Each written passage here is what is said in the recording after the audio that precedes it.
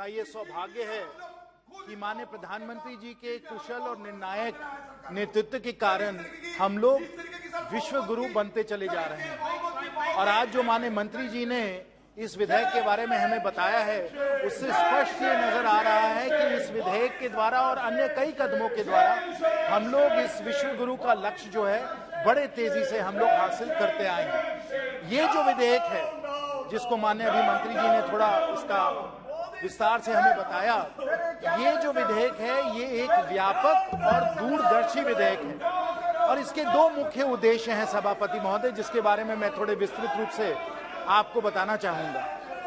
पहला उद्देश्य तो इसके साथ ये है कि जो एंटार्क्टिक जो है, जो 60 डिग्रीज लैटिट्यूड से दक्षिण जो हम लोगों का एक कॉन्टिनेंट है, जो बिल्कुल एकदम आज के समय अनटच्ड है, इसे हम सुरक्षित रखें। ये जो कॉन्टिनेंट है, आज इसका उपयोग सिर्फ वैज्ञानिक कारणों से हो रहा है, तो इसका अमन बनाते हुए इसको वैज्ञानिक उद्देश्य से हम लोगों को सुरक्षित रखना है, जो इस विधेयक के द्वारा हम लोग पूरी तरीके से हासिल करने वाले हैं। साथ साथ, और माननीय विदेश मंत्री जी भी यहाँ उपस्थित हैं, साथ साथ सभापति महोदय जी, हम लोग क्योंकि एक कंसल्टेटिव इसके पार्टनर हैं, जैसे माननीय मंत्री जी ने बताया, हमें ये भी एक जिम्मेवार कंसल्टेटिव पार्टनर के हैसियत से अपने देश में भी ऐसे कानून बनाने हैं जो हम लोगों ने इंटरनेशनल ट्रीटी साइन की हैं, उनको हम लोग अपने कानून के द्वारा उनको भी हम लोग इस तरीके से अमल करें।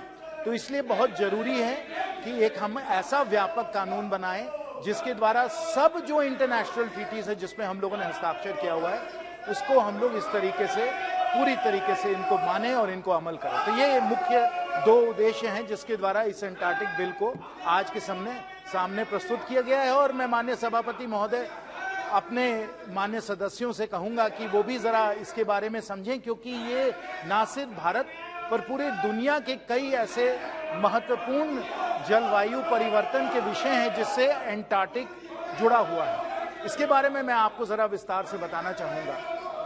देखिए, जैसे मंत्री जी ने बताया, एंटार्क्टिक एक ऐसी जगह है जहां टेम्परेचर जो है, तापमान जो है वो बहुत कम रहता है।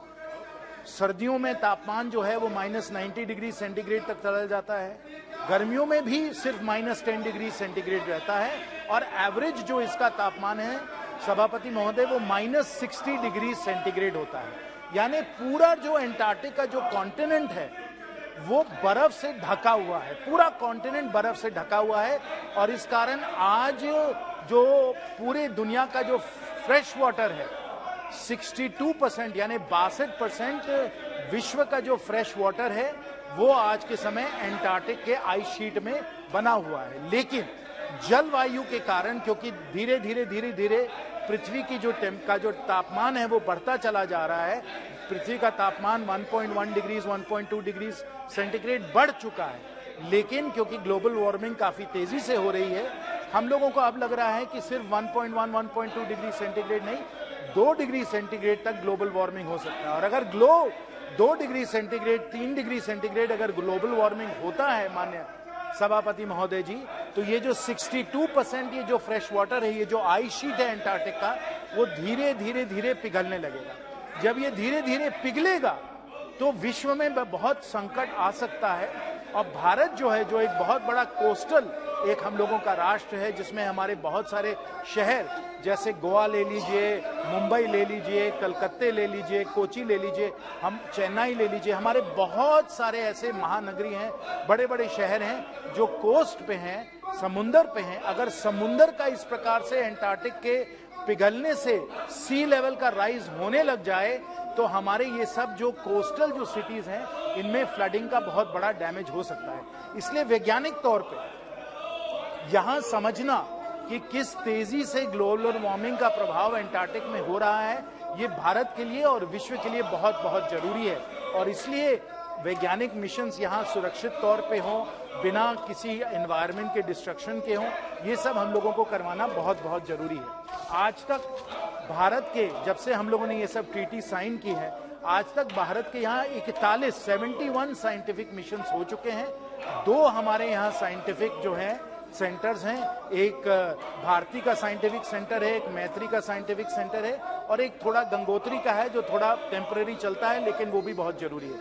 41 साइंटिफिक मिशंस हो चुके हैं और आज परमानेंट हमारे 50 से 60 साइंटिफिक स्टाफ एंटार्क्टिक में रहते हैं। तो इसलिए हम लोगों का यहाँ साइंटिफिक जो है काम बहुत कुछ चलता रहता है और इसलिए हम लोगों को उसको सुरक्षित रखने के लिए हमें ये जो विधेयक है इसे पारित करना चाहिए।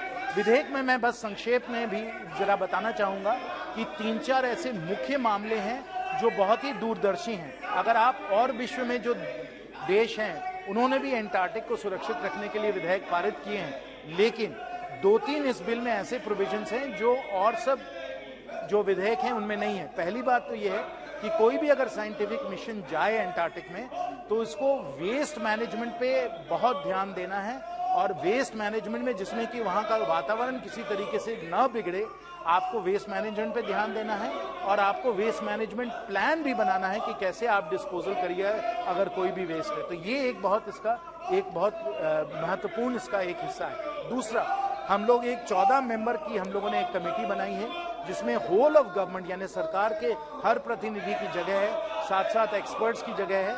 तो कोई भी अगर आपको परमिट चाहिए तो आपको ये प्लान इस कमेटी से परमिट लेकर ही आपका अप्रूवल मिलेगा, फिर जाके आप वहाँ वैज्ञानिक काम कर सकते हैं। और तीसरा मामला जो ये है सभापति महोदय, वो ये है कि सिर्फ सीमित ऐसे आप काम वहाँ कर सकते हैं। अगर वो आप सीमित काम करने को जैसे वैज्ञानिक काम हो या आप जाकर वहाँ समझ पाएं कि वायु पूरे क्लाइमेट में क्या अंतर आ रहा है, इस किस्म का अगर आप करें तभी जाकर आपको परमिट मिलता है। ये भी इस विधेयक में पूरी तरीके से बताया गया है। तो इसलिए माननीय सभापति महोदय, क्योंकि बहुत ही व्यापक और दूरदर्शी एक विधेयक है, मैं इसका सहयोग और समर्थन करता हूं और मुझे पूरी अपेक्षा है कि अगर माननीय सदस्य भी इस पे थोड़ा ध्यान दें, वो भी इसको पूरी तरीके से समर्थन में खड़े होंगे। आपको बहुत बहुत धन्यवाद। देश विदेश से जुड़ी लेटेस्ट खबरों को देखना चाहते हैं तो आज ही तुरंत सब्सक्राइब करें एक्सेस भारत न्यूज चैनल को। बगल में मोबाइल के स्क्रीन पर दिए हुए रेड कलर के सब्सक्राइब बटन को तुरंत ही प्रेस करें और साथ ही बेल आइकन तुरंत दबाएं ताकि वीडियो के लेटेस्ट अपडेट आपको तुरंत मिल सके।